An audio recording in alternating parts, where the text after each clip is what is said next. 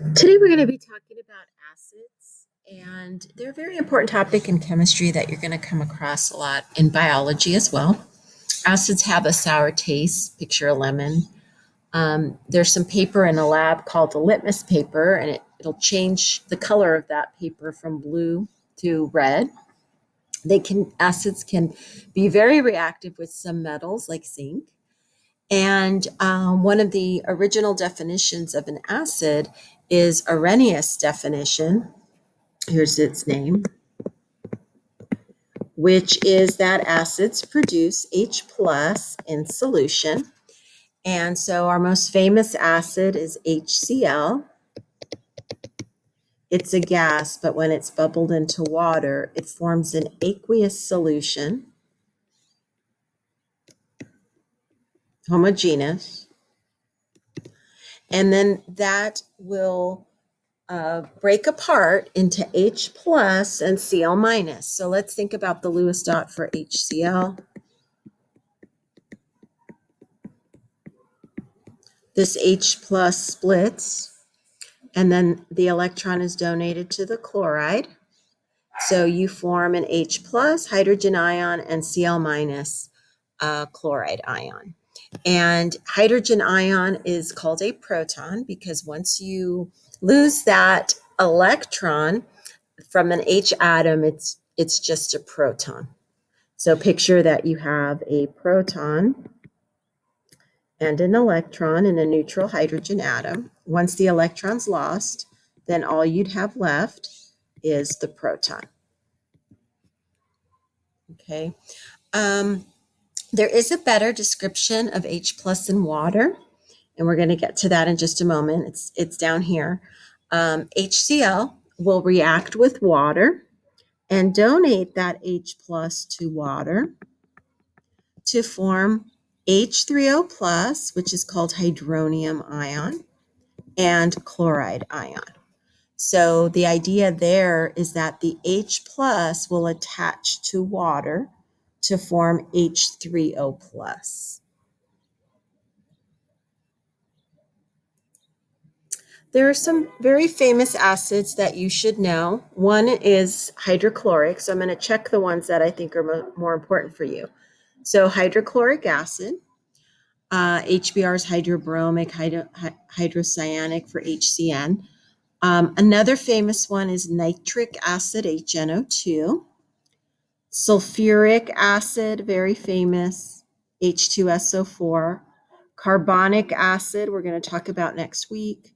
Phosphoric acid, okay, acetic acid.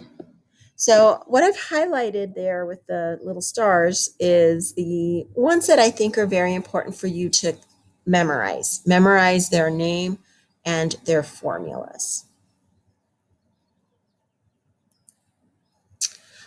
Some of our acids are called carboxylic acids, and these are ones that have a C double bond O, OH group within their formula. And this is starting to go into organic chemistry. Okay. And so when you see acids that have this, what I can abbreviate as COOH, then you know that they're part of a family called carboxylic acids. The most famous one for you guys is acetic acid. It's a component in vinegar, and here's the formula for acetic acid, CH3COOH. Its other way of writing it is HC2 H3O2. So those are both acceptable ways of writing it. And so you should feel comfortable when you see it in both ways. So one is to show it as CH3COOH or as HC2H3O2. The other ones on this list you don't need to know right now, but you're going to learn more about them in organic chem. But if you notice, they all have that ending of COOH. and that makes them part of this family of carboxylic acids. What they have in common is they can have a really bad odor. Arrhenius bases are solutions that produce hydroxide ion in water. They tend to have a bitter, chalky taste. They can feel very soapy and slippery. The most famous of all bases is sodium hydroxide. And those are the easy bases to spot. The sodium hydroxide comes in these white pellets. And then what would happen is you put it into water and it disassociates like an ionic compound to form sodium ion and hydroxide ion. So when you see that hydroxide, then you will say, okay, that's a base. You did memorize its formula when we were learning nomenclature, but now it's part of another group called a base. Our bases, usually with hydroxide, they will be with a metal. So our metal hydroxides are bases.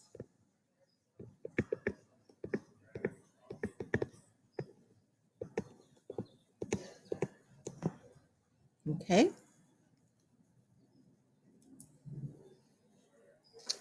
Okay, so here's the characteristics of the arrhenius acid base. Arrhenius definition: acids produce H plus and bases produce hydroxide.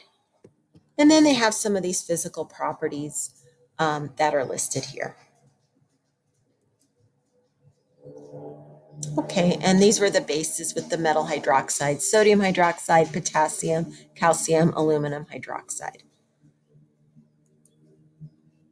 Okay, a little more information. Okay, let's get to Bronsted Lowry theory, which is really important. And I already mentioned it a little bit before, which was that HCl will react with water and it will lose that H plus to water to form H3O plus and chloride ion. Okay, and so if you need a Lewis dot for this, you have your water and it's going to have lone pairs on it. And that H plus is going to bond with those lone pairs. So then you're going to end up with H3O plus. So free ions of H plus do not exist in water. They will attach themselves to water to form hydronium ion. What's interesting here is that the HCl is the acid proton donor and the water is the base proton acceptor. So in the Bronsted Lowry theory, the definition of an acid is that it donates a proton and a base accepts a proton.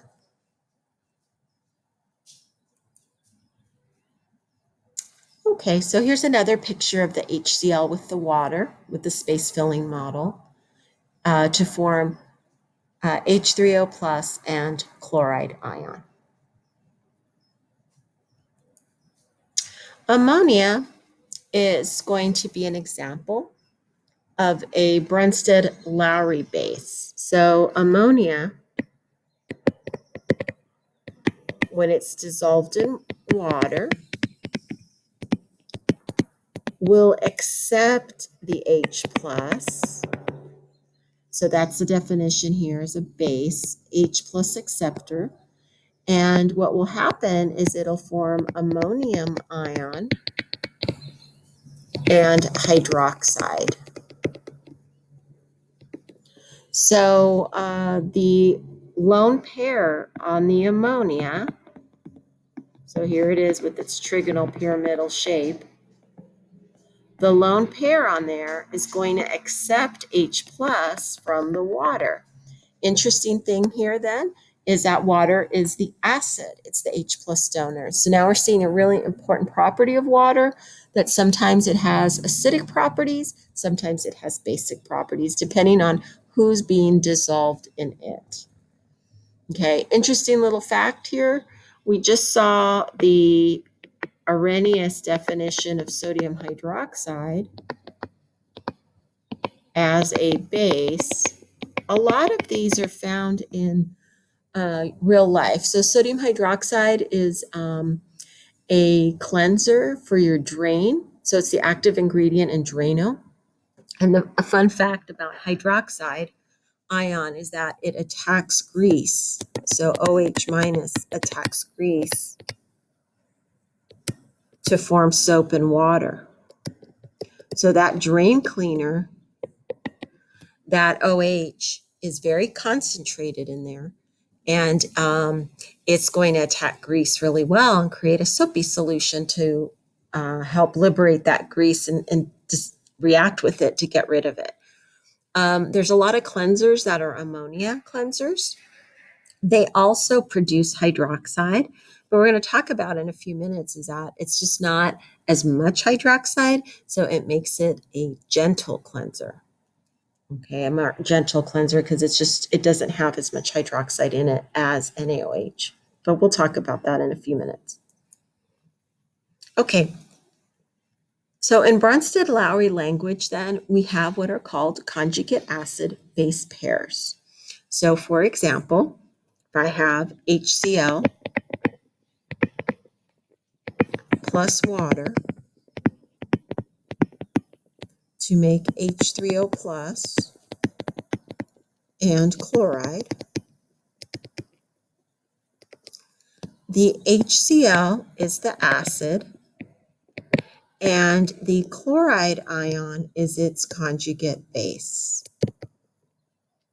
So they differ with one less H plus.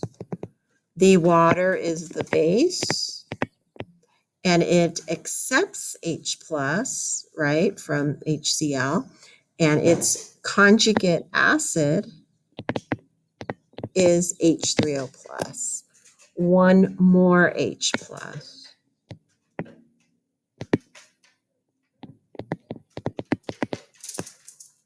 Okay, so we always have with Bronsted Lowry these conjugate acid-base pairs. And they differ by either having one more H plus or one less H plus. So here's another example with a prettier picture. You have HF as the acid. It is going to donate H plus to the water. And so its conjugate base is F minus. So you see how that's one less H plus. And then water gains that H plus. So it's the base. And it then forms its conjugate acid of hydronium.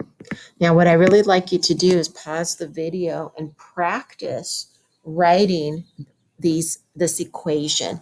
This is an ionization equation, and so you really need to practice writing these. So take a moment to practice writing out the reaction of this acid with water. In the case of ammonia and water, we said ammonia was the base. It's going to accept H plus from water to form ammonium ion. So if this ammonia is the base, ammonium ion is its conjugate acid. One more H plus. Water there acts as an acid because it's donating the H plus. And so its conjugate base is hydroxide. One less H plus.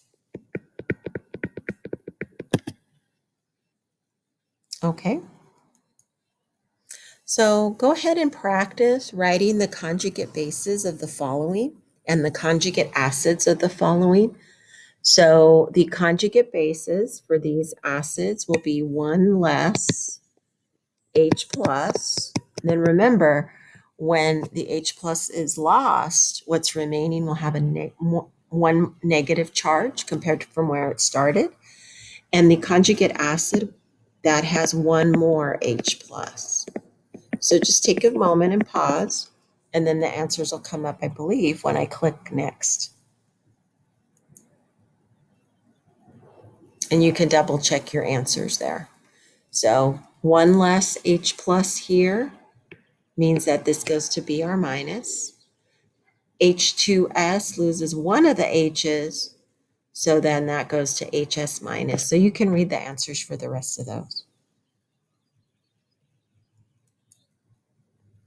Okay, once again, take a moment to identify the conjugate acid-base pairs in the following reaction. So you need to see our acids lose H plus. So who's losing? HI, right? So that's our acid. And that means I minus is the conjugate base. Ammonia is gaining H plus, so that's the base. To form ammonium ion, that's its conjugate acid.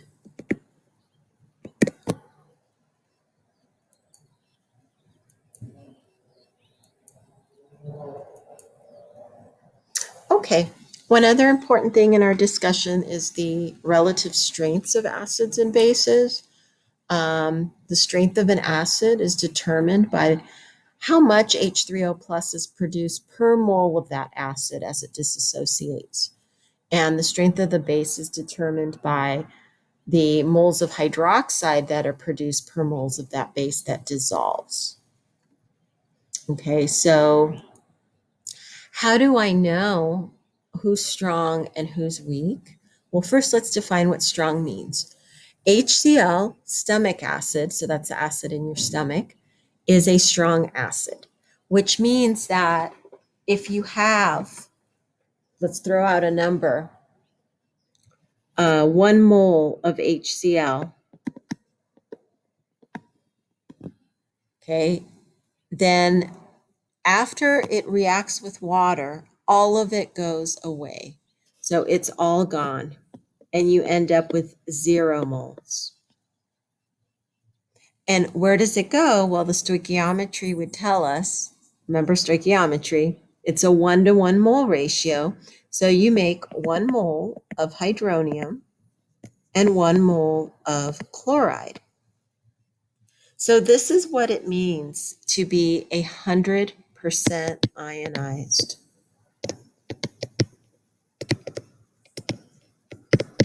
Now I'm going to introduce another term here, and it's going to be the idea that this reaction loves to go forward. So 100% ionized means that in this example, you only have ions. So in a container of HCl, the only thing floating around in there will be hydronium and chloride ion. Okay, so 100% ionized, only ions. What will also be the case here is that this solution is going to be highly conductive of electricity. So it's going to be a strong conductor.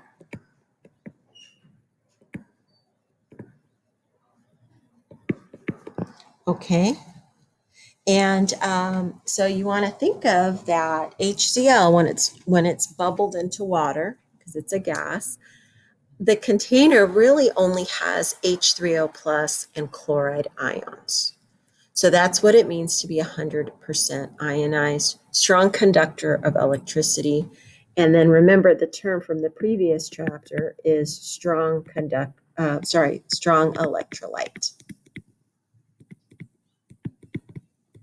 because it has ions.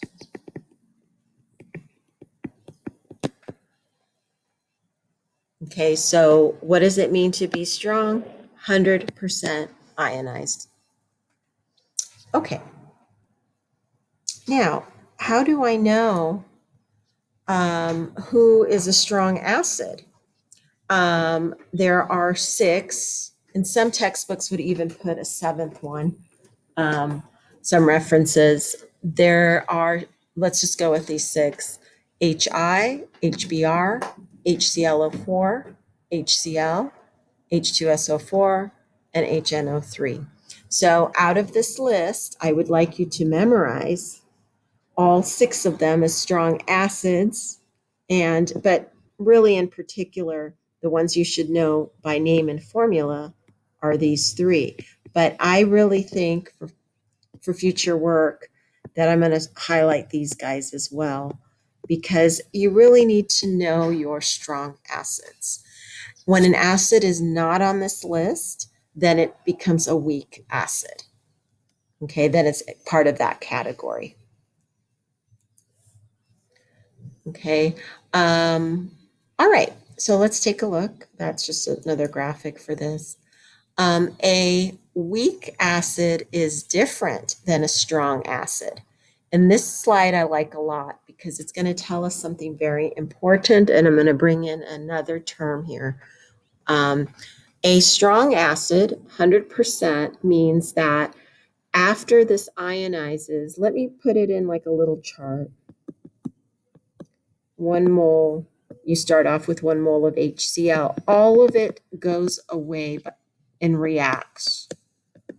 And then usually your water is in excess. You have a whole bunch of it as a solvent. So you would make 1 mole of H3O plus and 1 mole of chloride. So after everything's said and done, you just have 1 mole of these. You started off with none. This is a reaction that loves to go forward. And there's another term in chemistry, and that's called equilibrium. And we would say in that language that the equilibrium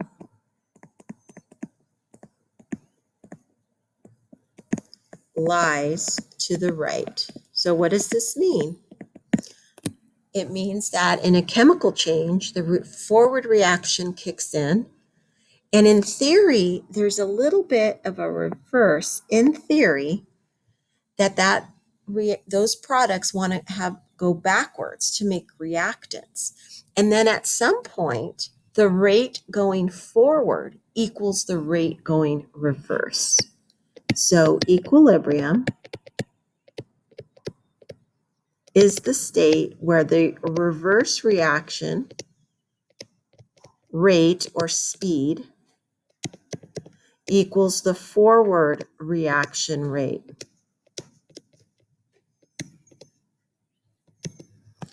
Okay. However, in the case of strong acids, this reverse little arrow that I tried to draw is really non-existent.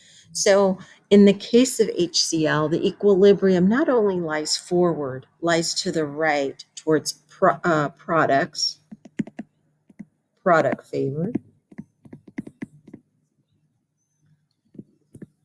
There's very little comes back. And so we think of these guys as going one way to make ions. Okay, a weak acid like acetic, and how do I know it's weak? It's not one of those 6 strong that were highlighted in the previous chart. As a weak acid, it doesn't associate very much. So what you want to picture is that you have this acid in the container. It goes forward to form ions, but then those ions come back to form reactants. And so what you end up with in this container is you end up with a mixture of HC2H3O2, weak acid, and a little tiny amount of ions. Whereas in the strong acid, what's in the container are only ions. Okay, so weak acids then have more of an equilibrium that we talk about. These reverse arrows are more important. They form product and then they come back to form reactants. Weak acids, as a blanket statement, are less than 10% ionized. However, their exact percent dissociation depends on the weak acid, which one it is, and the concentration it is. There's calculations we can do, but we won't in this course. Okay, so just less than 10%, but sometimes, honestly, it's like it could be more like around 1% or even less than 1%. It depends on which weak acid we have and its concentration. So this equilibrium state is said to be dynamic. It means that in this weak acid, the reaction goes forward, but then it goes back. Ultimately, the rate forward equals the rate reverse. And when that hits, when those rates are equal, then you have equilibrium. But it's said to be dynamic because the reaction is still in motion, back and forth. To us, though, when we're looking at it in a container, it appears to be done, right? It doesn't appear to be going back and forth, but we can't see on a microscopic level.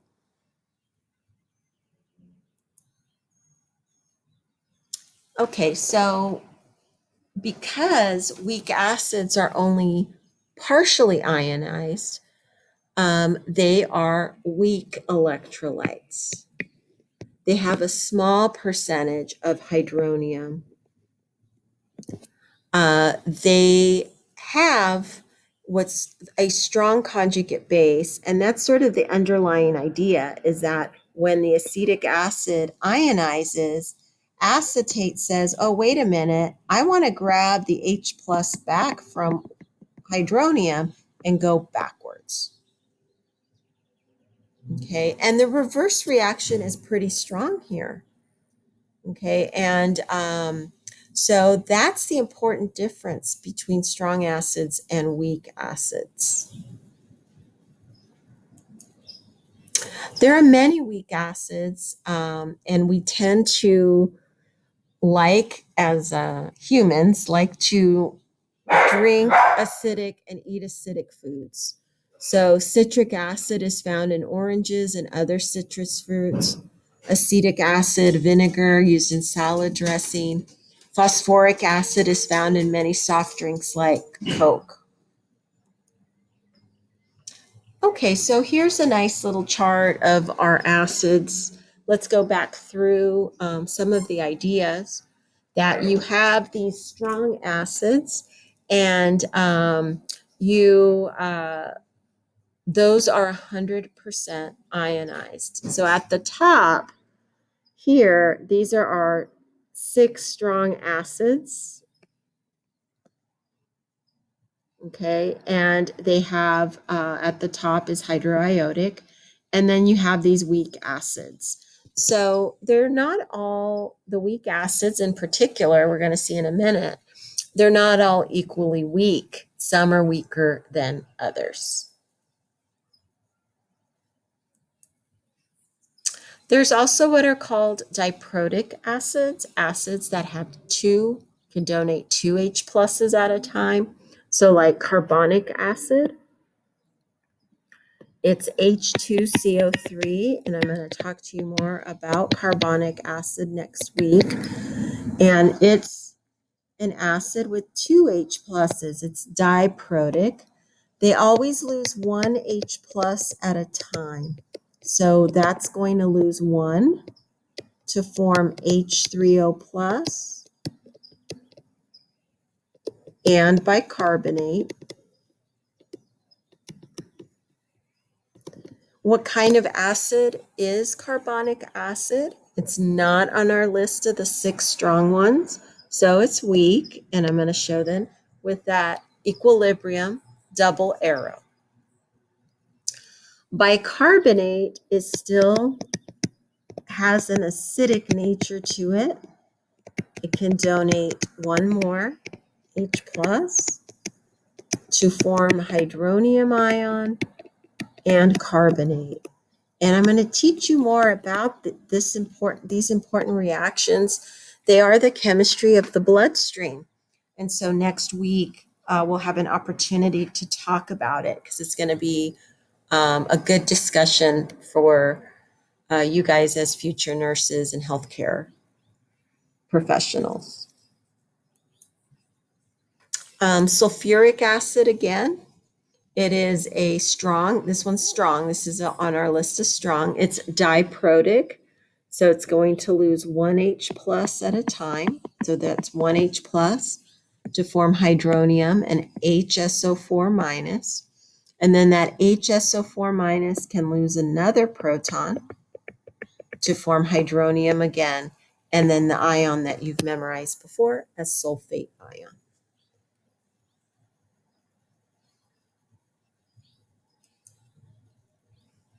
And this is trying to get us a picture feel for strong versus weak acids. Strong acids produce a higher concentration of H plus in solution than weak acids. So here's our HI, strong, 100% ionized, whereas the weak acid here only produces a small amount of ions because that reverse reaction kicks in and comes back to make HF again. So in a container of HI, you only have ions, whereas in a container of HF, you have HF, H3O plus, and F minus.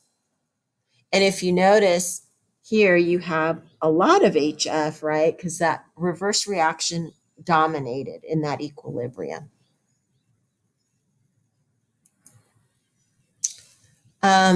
Bases are found in many household products. I already mentioned the strong base is Drano, drain cleaner. And then there's these weaker bases like ammonia and bleach that are more gentle cleansers. And so we can look at that from an equilibrium perspective. Strong bases are strong electrolytes. They dissociate completely in water. So you have your metal hydroxide.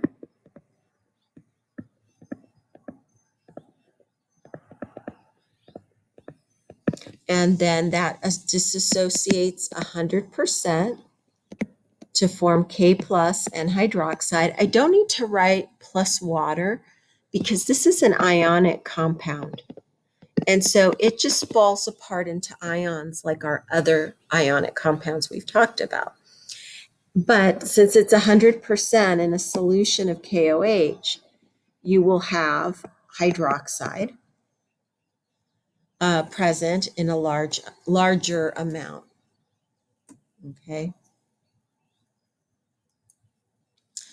So our strong bases are these metal hydroxides. And so you should recognize your bases when you see that metal with OH. Some of them, because let's say calcium is 2 plus, you have 2 hydroxides for every calcium ion. That's why there's the 2 on those.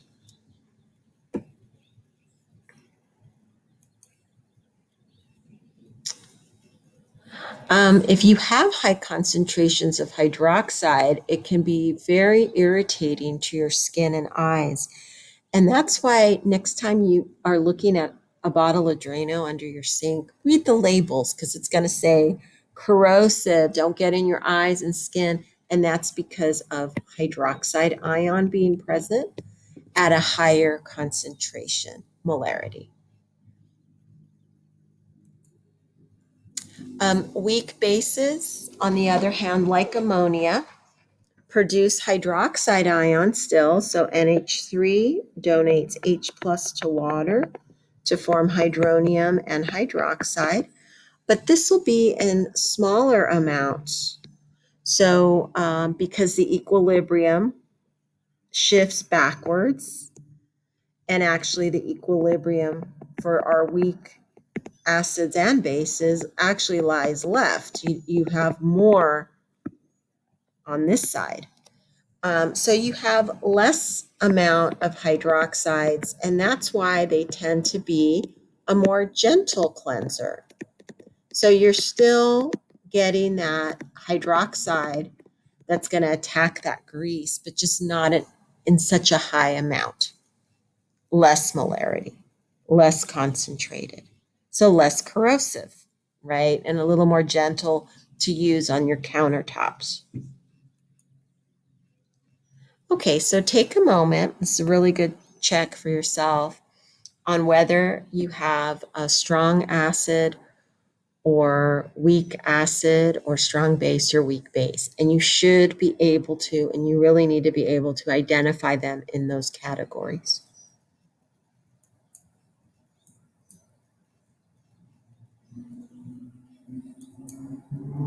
Okay, one last thing before we go, or I go, is let's talk about weak acids and bases and compare those two. Let me click back. Here's our strong acids and base examples, HCl and sodium hydroxide. They, as I mentioned already, like to go one way forward. And so they form only ions. So when we talk about them in equilibrium language, their equilibrium lies far to the right.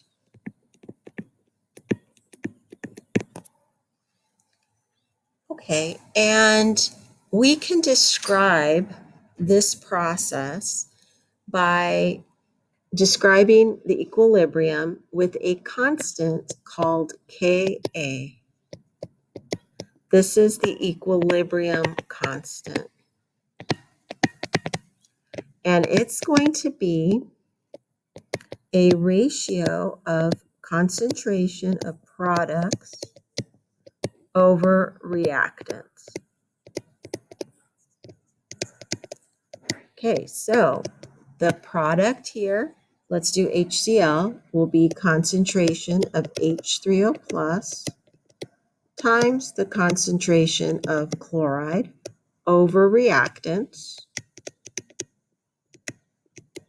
Now, it turns out, because the water is the solvent and is so much of it, that we don't show it in this ratio. So pure liquids like water are not shown in our equilibrium expression.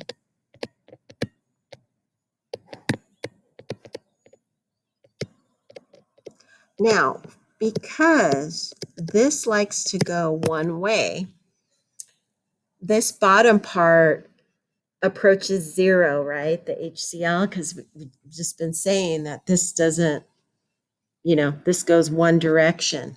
So here where it says strong acids have very large dissociation constants, that means Ka is so big and so much greater than 1 because you have ions in such high amounts that they're usually not given. Okay, we don't usually describe these with their Ka values. We just say Ka is much greater than 1 and very large.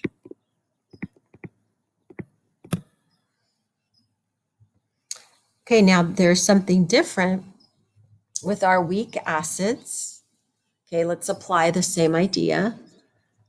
Here we have, again, a forward reaction, but then it kicks in to go backwards.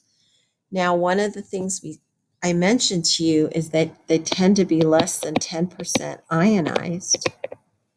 So they are in an equilibrium, but it's one that favors the reverse reaction.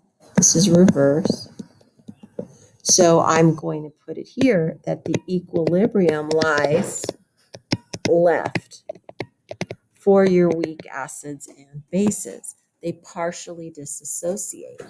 So we can write an acid dissociation constant, which we call Ka, which will be, again, product concentrations over reactants.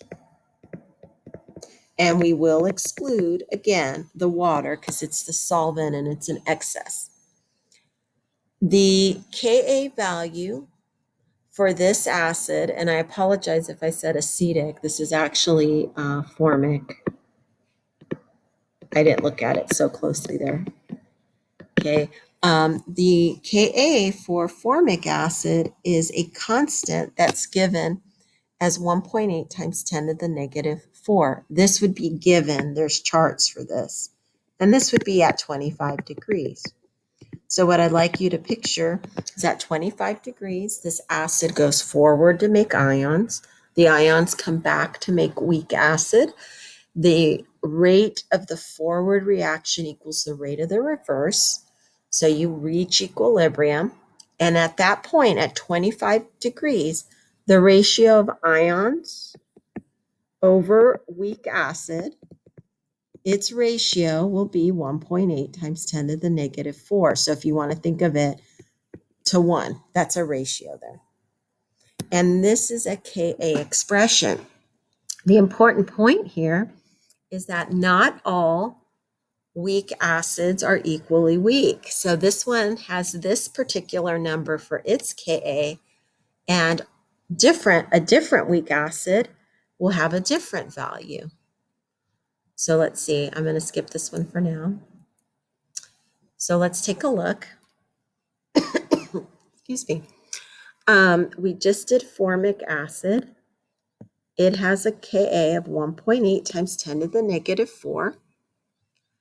Okay, now let's compare that to acetic acid. Acetic acid's Ka is 1.8 times 10 to the negative 5. Who's bigger? Well, who has a bigger number there? Well, this one up here, right? This is a larger Ka. This is a smaller Ka. So here's a very important key concept. The greater the Ka, the stronger the acid. Now, these are all weak, but they're not all equally weak, meaning that formic is a weak acid, but it's a little bit stronger than acetic acid as a weak acid. On our list, then, who's the strongest of these weak acids? Well, that would be on this list, phosphoric, because out of everyone here, it has the largest Ka. So this would be the stronger weak acid. And then on this list, who is the weakest of the weak acids would be hydrogen phosphate down here. If you notice, look at its Ka, very small at 10 to the minus 13. So we're going to come back to this in a second. There's also going back for bases, weak bases, they also have dissociation constants, but for a base, and those are called Kb for base. So this is a base, CH3NH2. That nitrogen has a lone pair. It's going to accept H plus from water to form CH3NH3 plus and hydroxide. It goes forward, but then the reverse reaction kicks in. The equilibrium lies to the left towards base because it's a weak base, partially ionized.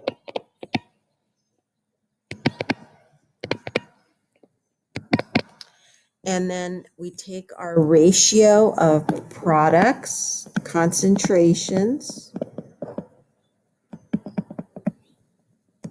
over a reactant, which in this case is the base. So these brackets, I should have probably said this earlier, concentration, which is our friend molarity.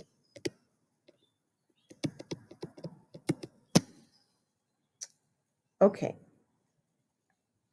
Notice the Kb value, 4.4 times 10 to the negative 4, small. less than 1. So when the equilibrium lies to the left, the K values will be less than 1. Small because you don't form a lot of product. Okay, so now coming back here, our bases, they are not all equally weak as far as our weak bases with these KBs. So if you look here, the methylamine on this list, this has a larger KB. So it's going to be a stronger base than ammonia with a smaller KB. So our key concept is the greater the KB, the stronger the base.